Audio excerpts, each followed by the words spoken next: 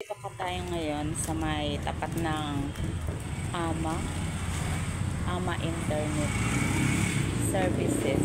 So, may nakita tayo dito na nagtitinda ng flowers. So,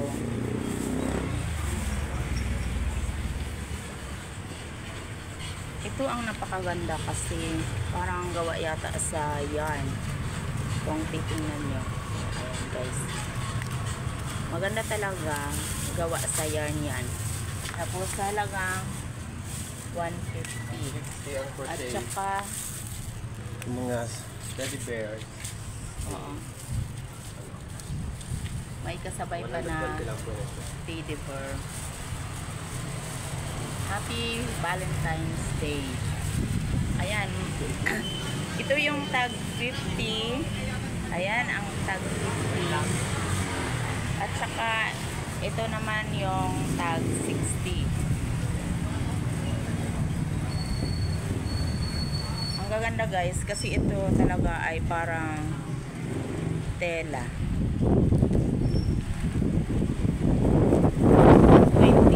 hangin. Tapos may tag 120 naman sila.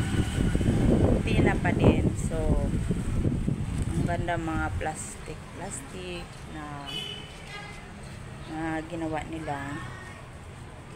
So and guys, pumasok pa yung may-ari ng flowers.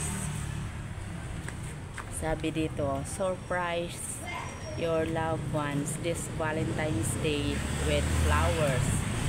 Ayan, for sale flowers price start at 50 to up to 250. So ayan, may bibili pa yata si kuya. Pili lang kuya. Kuya, taga saan ka kuya? Kagpandan Baleno. Kagpandan Baleno. Ayan. Ano, Shout out sa mga taga Kagpandan Baleno, Aroray So, gumawa Masbate. talaga nito yung ano. Sino ang GF gumawa? ko. Yung JF daw niya. Shout out mo naman. Shout out mo na. Kumakain pa kasi, ano, sa gumawa nito. Ito, binablog ni Ma'am. Ano po? Emma Mesa Rebalo. Mesa Rebalo. Ayan, shout out. Ang galing naman ng GF mo na gumawa nito. O, ayan si kuya bumibili na. From Kagpandan Baleno, Masbate, shout out sa iyo dyan. At ang sipag naman ni kuya, oh. Ayan. Oh, parang masipag talaga kayong dalawa kasi may time kayo na gumawa nito. Ayan guys.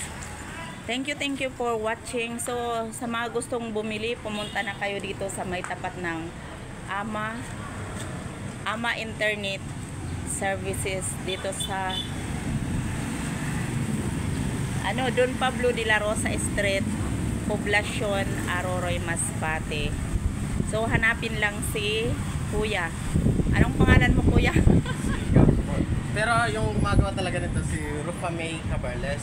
So, sa mga gusto po paggawa ng bouquet, like flower bouquets, money bouquet para sa mga minamahal nyo.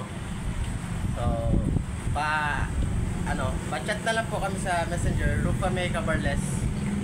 Ayan, thank you kuya sa pagpaunlak ng maliit na interview. Thank you for watching.